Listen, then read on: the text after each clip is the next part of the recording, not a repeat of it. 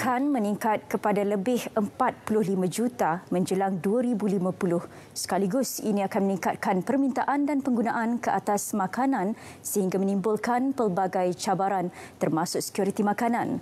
Adalah sangat penting bagi kerajaan untuk melestarikan sumber makanan negara melalui produktiviti agro makanan menerusi perancangan bajet 2023. Prabajet sekuriti makanan. Ini yang kami akan bincangkan dalam Bualbis hari ini.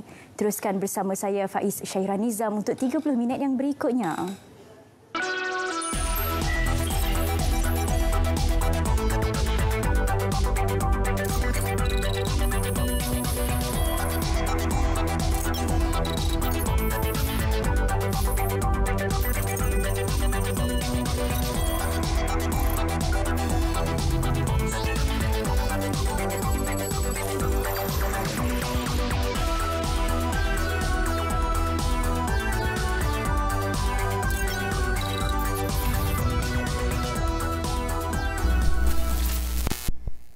Assalamualaikum dan salam sejahtera. Ini BIS Malaysia edisi Selasa 27 September 2022.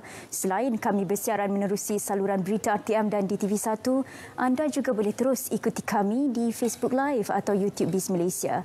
Sebelum kita ke topik perbincangan utama, kita ikuti dahulu perkembangan ekonomi semasa. Bajet 2023 akan terus memberi fokus kepada sektor perusahaan mikro, kecil dan sederhana PMKS. Menteri Kewangan Tengku Datuk Seri Zafrul Tunku Abdul Aziz berkata ia akan memberi tumpuan dalam mewujudkan persekitaran perniagaan yang kondusif di samping mencapai ketahanan dan daya saing yang tinggi melalui penerapan teknologi yang inovatif. Selain itu, automasi dan pendigitalan juga akan terus diberi penekanan dalam bajet 2023 bagi membina daya tahan perniagaan PMKS. Tengku Datuk Seri Zafrul berkata demikian dalam majlis menandatangani perjanjian antara CIMB Credit Guarantee Corporation Malaysia Berhad CGC dan Syarikat Jaminan Pembiayaan Perniagaan SJPP di Ibu Negara. Saudara, seterusnya kita ke pasaran saham yang disediakan PMB Investment.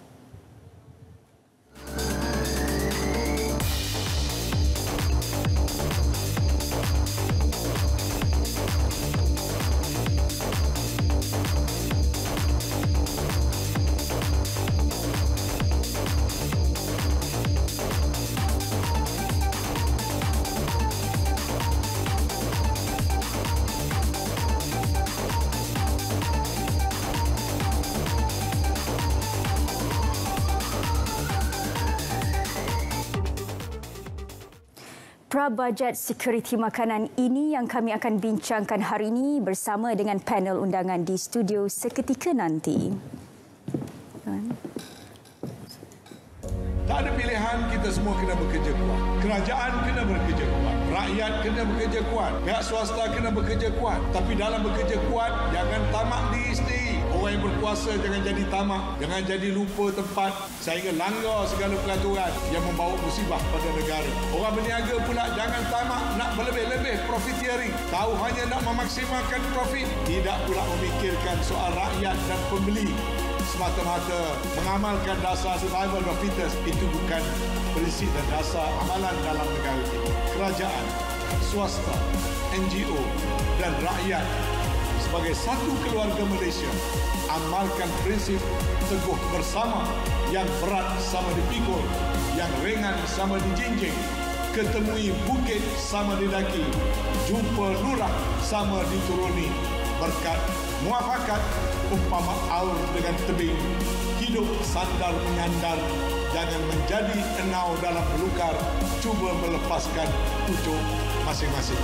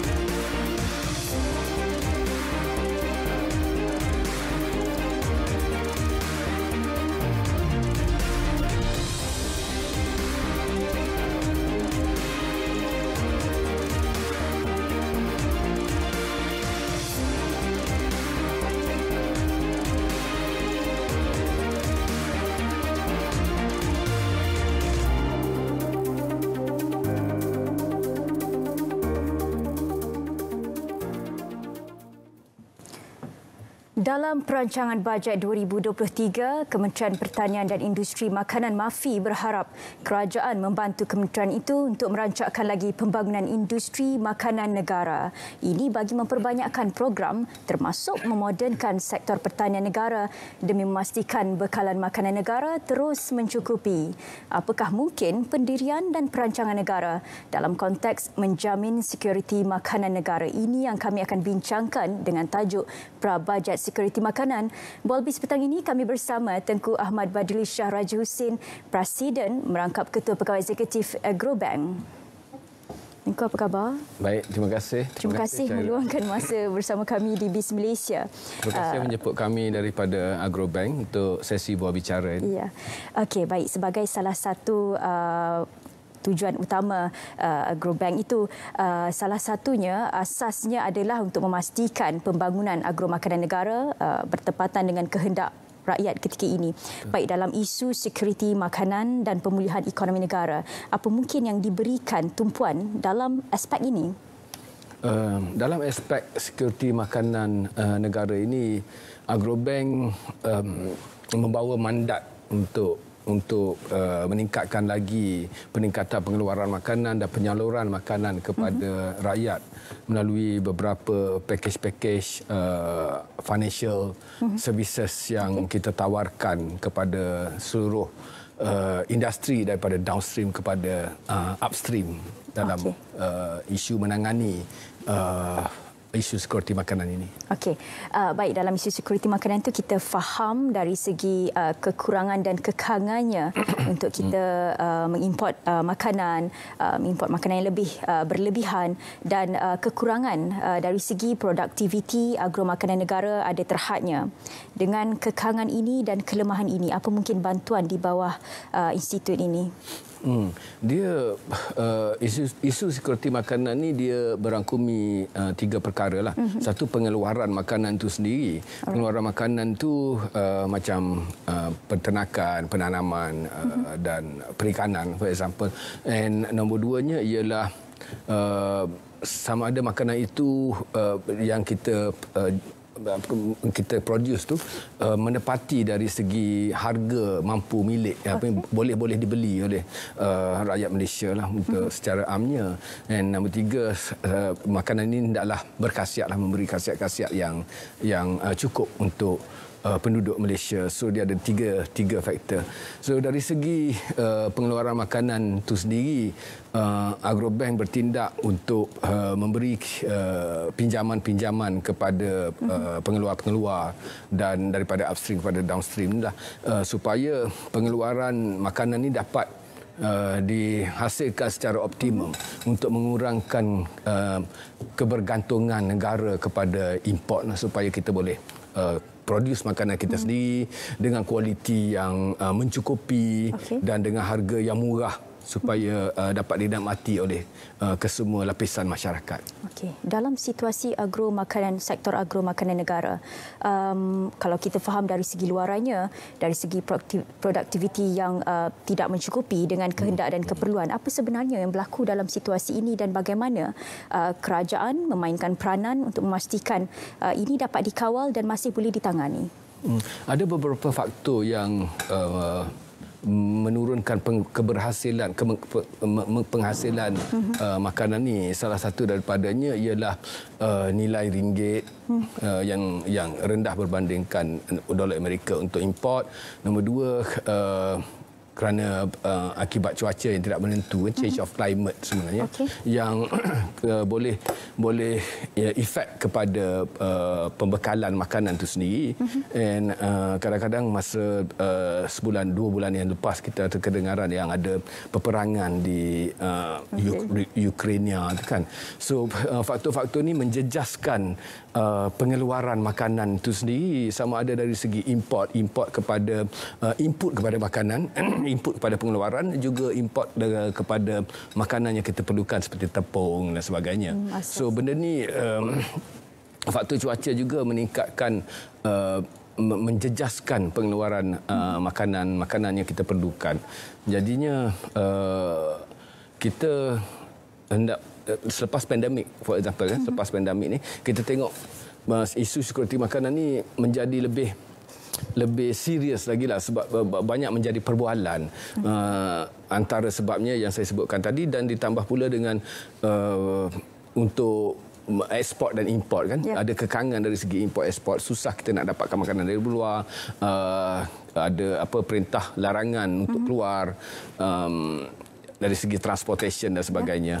Okey, pada awal tahun kalau kita boleh imbas kembali pada awal pasca banjir pada ketika itu pihak institusi ini juga memberi moratorium kepada peminjam dan melihat kepada keadaan-keadaan itu dengan keadaan situasi pandemik yang belum tentu bagaimana perubahannya berlaku dan kini menjelang bajet 2023 pada ketika ini juga ada kekangan-kekangan dari segi sekuriti makanan, kekurangan makanan di negara.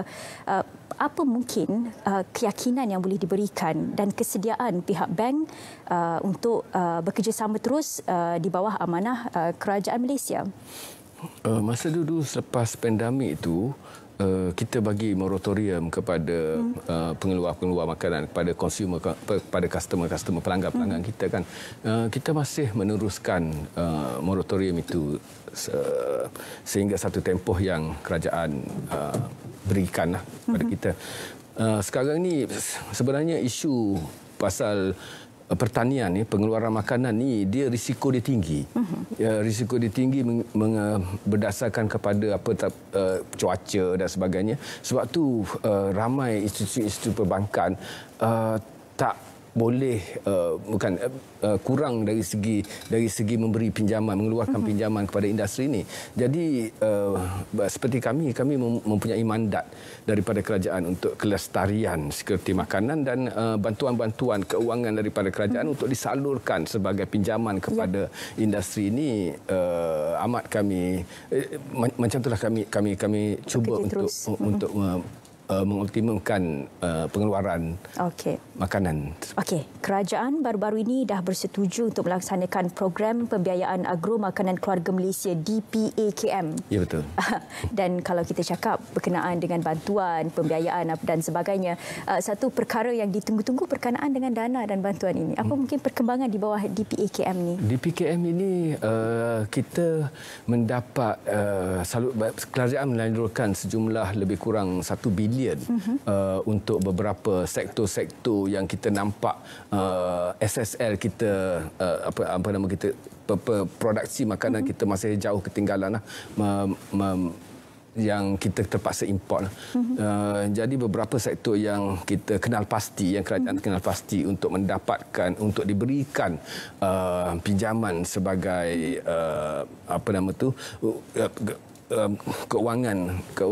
bantuan keuangan kepada sektor-sektor. Yang pertama ialah dari segi untuk ayam, untuk production ayam, kita salurkan sebanyak 300 juta untuk production, untuk pengeluaran ayam, dan 200 juta untuk ruminant, untuk pengeluaran daging lembu, kambing, sebagainya. 100 juta untuk sayur, pengeluaran sayur, dan 200 juta untuk industri mikro, SME dan mikro. SME ini untuk pengeluaran berskala kecil daripada corporate. Kita bagi financing up to 5 million, 5 juta maksimum. Dengan tempoh bayaran selama 10 tahun. Panjang tu, bayar untuk memang mampu untuk dibayar oleh pengeluar-pengeluar makanan, dan 6 bulan moratorium. Dia the first time dia bayar tu lepas investment 6 bulan tak payah bayar sampailah stabil dia punya production, ada hasil? Ada hasil baru dia start dari segi pembayaran lah. And kita juga mendapat mandat daripada kerajaan untuk menyalurkan bantuan kepada mikro dan new business lah. New business ni makna dia untuk seseorang yang di luar sana yang tak pernah mencuburi bidang pertanian dan pengeluaran makanan, penyampaian makanan, restoran dan sebagainya, boleh memohon daripada kami juga. Mereka yang terkesan daripada pandemik yang tak dapat kerja ataupun serumah ataupun B40, kita ada salurkan bantuan mengikut mandat kerajaan. Itu ikut pecahan kumpulan yang memerlukan. Okey, melihat kepada bagaimana institusi ini bergerak, ada persoalan juga berkaitan adakah institusi ini bergerak secara silo atau ada hubungannya juga dengan institusi-institusi yang lain? Oh ya, kita bergabung rapat di bawah MOF, dan kita mandat pertanian di bawah Kementerian Pertanian Industri Makanan, dan kita bergabung dan bergerak secara rapat dengan agensi-agensi MAFI yang lain, seperti Fama, LPP, Lembaga Pertubuhan Peladang, dan kita salurkan juga kepada anggota-anggota yang di bawah naungan agensi-agensi MAFI yang lain. So memang kita bergerak secara rapatlah dengan industri makanan, dan kita juga mewar-warkan kepada kesemua persatuan-persatuan peternak, persatuan nelayan, persatuan pengusaha dan pengusaha makanan yang lainnya untuk mendapat manfaat, untuk datang dan mendapatkan manfaat pembiayaan yang pada hemat saya amat berpatutan dan soft loan dengan kadar yang rendah comparatively daripada bank-bank komersial. Okey.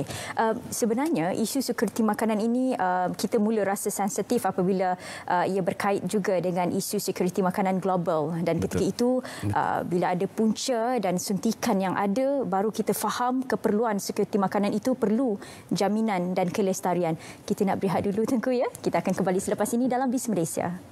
Terima kasih.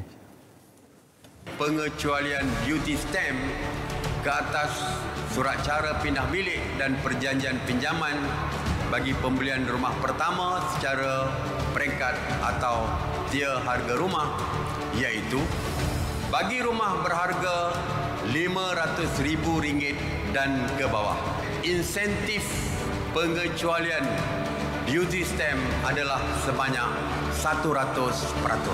Yang kedua, bagi rumah berharga melebihi RM500,000 sehingga RM1 juta, insentif pengecualian sebanyak 50%. Pengecualian ini adalah bagi perjanjian jual beli yang disempurnakan dalam tempoh mulai 1 Jun 2022 sehingga Disember 2023.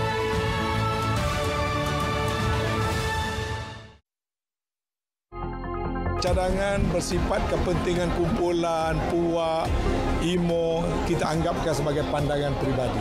Kerajaan kekal mengutamakan integriti dalam setiap tindakan-tindakan kerajaan, dan tak ada siapa yang boleh cuba memaksa Yang Amat Berhormat Perdana Menteri melakukan sesuatu yang tidak kena pada keluhuran undang-undang, separation of power dan juga integriti kerajaan keluarga Malaysia.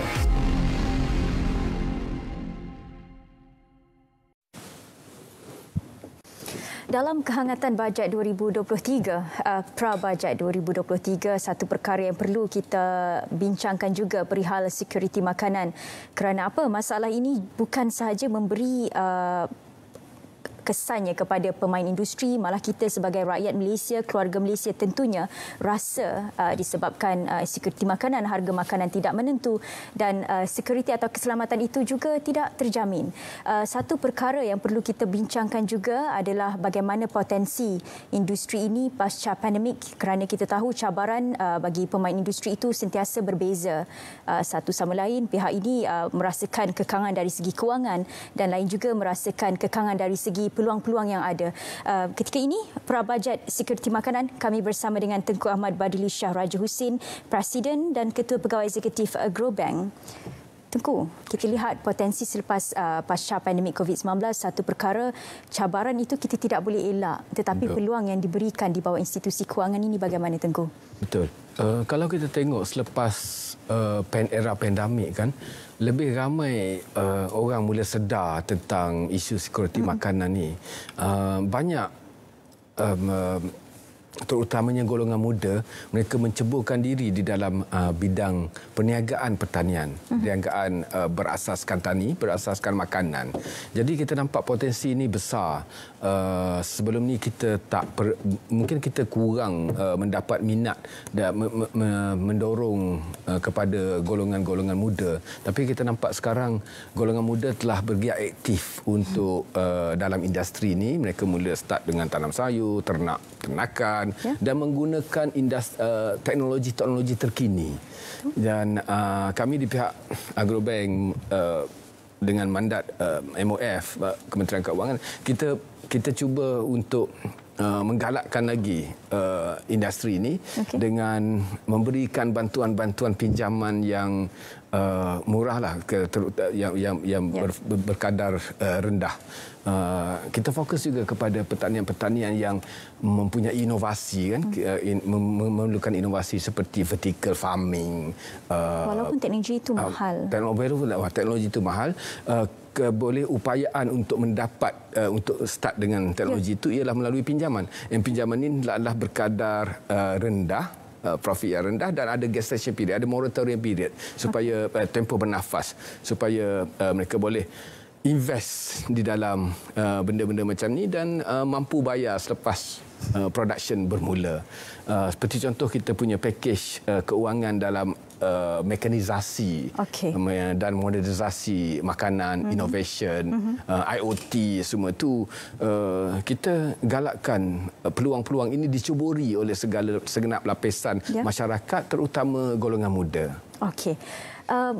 Kalau isu sekuriti makanan itu, kalau kita sebagai rakyat Malaysia untuk mencari penyelesaian itu sukar, tapi mereka yang berada dalam industri ini, apa mungkin penyelesaiannya dan apa sebenarnya yang diperlukan rakyat Malaysia ketika ini selain daripada bantuan pembiayaan semata-mata?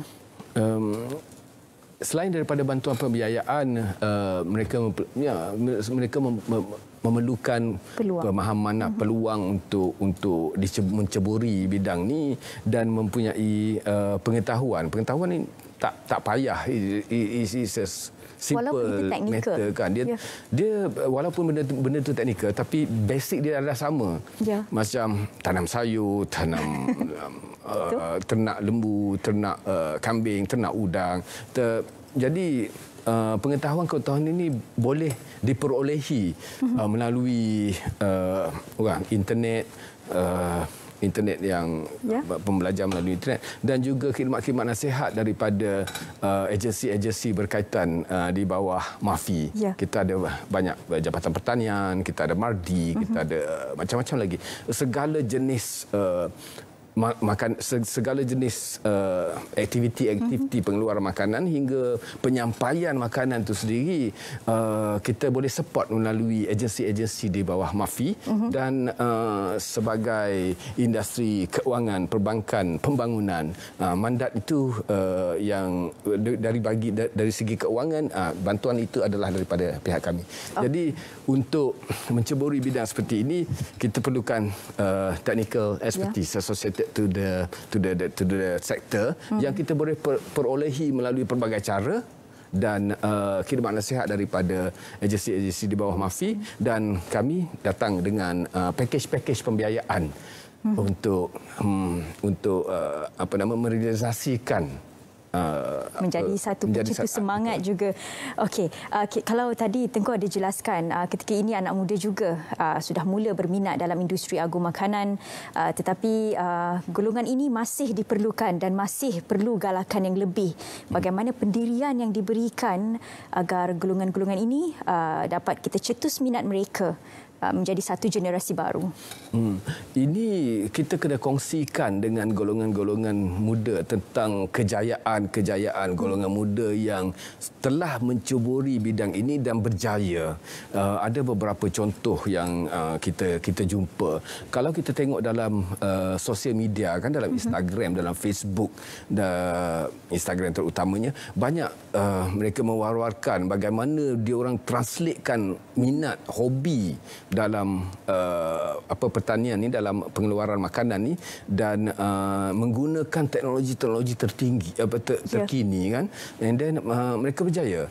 And then benda-benda mana inilah yang kita perlu war-warkan, we should share kan, dikongsikan bersama semua golongan-golongan muda supaya menambahkan lagi minat mereka tentang benda ni. Sebenarnya satu profession yang boleh yang lestari, yang boleh memberikan pendapatan yang agak yang lumayan sebenarnya kepada mereka-mereka yang berminat dan bersungguh-sungguh mengusahakan dan mendapat dengan galakan daripada kerajaan dan mendapat support daripada semua pihak, terutama kerajaan. Baik, untuk tahun ini 9 bulan saya rasa cukup cantik kerana tahun ini juga selain daripada pandemik, kita juga berhadapan juga dengan pelbagai-pelbagai cabaran. Dan dalam tahun 2022 sehingga bulan 9 ini, bagaimana bantuan yang diberikan dan bagaimana sambutan dalam industri ini, Tengku? Sambutan amat menggalakkan. Fasa pertama kita mengeluarkan lebih daripada 500 bilion pengeluaran untuk pembiayaan industri makanan, modernisasi pertanian, modernisasi perikanan seumpamanya. Kita telah keluarkan sebanyak lebih 150 juta. Dan dalam masa tak sampai 3 bulan peluang ini direbut oleh nelayan-nelayan yang perikanan, sektor-sektor perikanan, seperti untuk menambah baikkan bot daripada kayu kepada fiber supaya mereka lebih senang. Sebab kita ke arah lestarian. Ke arah lestarian dan menambahkan pelbagai gadget-gadget di dalam bot nelayan seperti sonar dan sebagainya kan. Dan kita nampak memang sambutan menggalakkan penanaman sayur untuk peternakan ayam dan peternakan ruminan seperti lembu, kambing. Sedikit menjelang bajet 2023, apa mungkin penambahbaikan dan sokongan yang perlu diberi? Sedikit ayatnya yang boleh kita beri keyakinan kepada pemain industri. Saya yakin kerajaan, MOF, Kementerian Keuangan, setelah mendengar pendapat daripada industri ini, pemain-pemain industri dan juga daripada pihak kami juga, kita telah memberi pandangan dan yang sewajarnya bagaimana kita hendak menangani isu ini dengan beberapa kemudahan allocation of budget kepada golongan sasar yang terlibat dalam pertanian ini. Kami yakin pihak kerajaan mendengar dan akan menambahbaikkan dengan allocation yang lebih untuk industri ini. Terima kasih Tengku, kita ucapkan semoga amanah yang diberikan dapat dilaksanakan dengan penuh amanah. Terima kasih kita ucapkan kepada Tengku Ahmad Badilus Shah Raja Hussein, Presiden Ketua Pegawai Eksekutif Agrobank. Saudara, Volbis itu tadi menutup BIS Malaysia edisi 27 September 2022. Saya Faiz Syahira Nizam. Lindung diri, lindung semua. Salam hormat dan kita jumpa lagi.